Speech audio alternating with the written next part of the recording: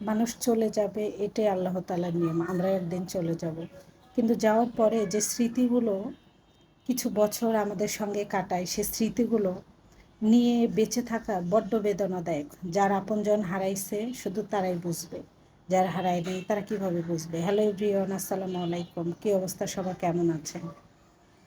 তো বাচ্চারা কি করতেছিল যে ইয়াসিন বাসায় আসছে ছুটিতে, এর জন্য ও বার্গার খাবে। তো বার্গার খাবে এই জন্য আমি সন্ধ্যার সময় মানে এখন বাজে মোটামুটি 9:30 প্লাস, মানে 10টার কাছাকাছি। তো আমি বের হয়েছি বার্গার খাওয়ার জন্য। আর এইদিকে মানে ওদের জন্য বার্গার কিনে আমি পার্সেল করে বাসায় নিয়ে যাব। আর আপনাদের ভাইয়া বলছে কি যে আগে যেই দোকান থেকে নিছি, আচ্ছা ওই দোকান থেকে না নিয়ে আরেক দোকান থেকে নাও।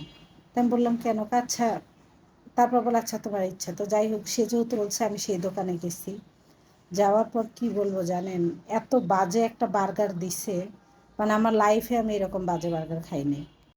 আমার এত পরিমাণে রাগ হয়েছিল, যদি ওখানে আমি কোনো সিন ক্রিয়েট করি তাহলে একটা ঝামেলা হবে। একটা মেয়ে মানুষ আমি, সে মনে হয় 50 টাকার বার্গারও ওখানে দেয়নি, মানে জাস্ট রুটিটাই শুধু, আর হালকা একটু চিকেন দিছে। আর আমি আগে যে বার্গারটা এনে রিভিউ করছিলাম, ওই দোকান থেকে আমি কিনতে চাইছিলাম, এত ভালো ওনার বার্গারটা ছিল।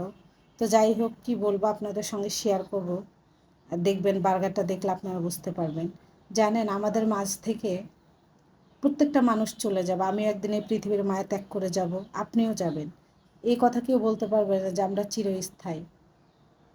কিন্তু সেই মানুষগুলোর সঙ্গে আমাদের আসা যাওয়ার ভিতরে যে কিছু সময় থাকে, সেই সময়গুলো যখন আমরা তাদের সঙ্গে স্পেন্ড করি, সময়গুলো কাটাই, সেই সময়গুলো আমাদেরকে ভীষণভাবে হার্ট করে, প্রচণ্ডভাবে।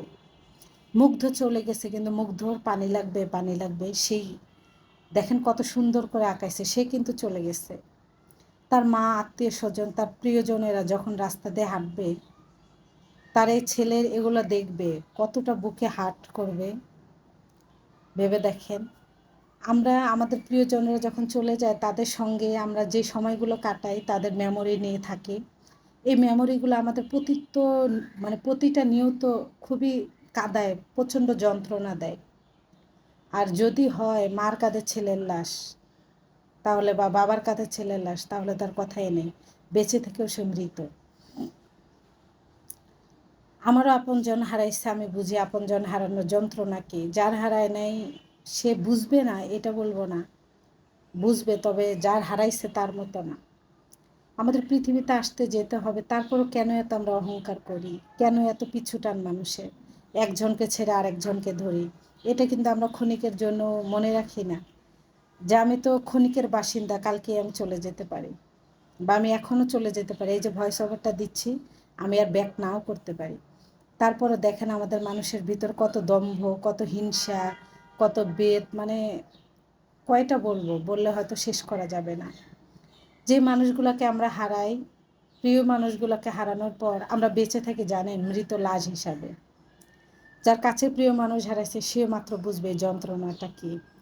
দোয়া করে আল্লাহ সকল প্রিয় মানুষকে বেঁচে রাখুক, আর যারা এই পৃথিবী ছেড়ে বিদায় নিয়েছে তাদের বেহেশত নসিব করুক। সবাই ভালো থাকবেন, দেখা হচ্ছে নেক্সট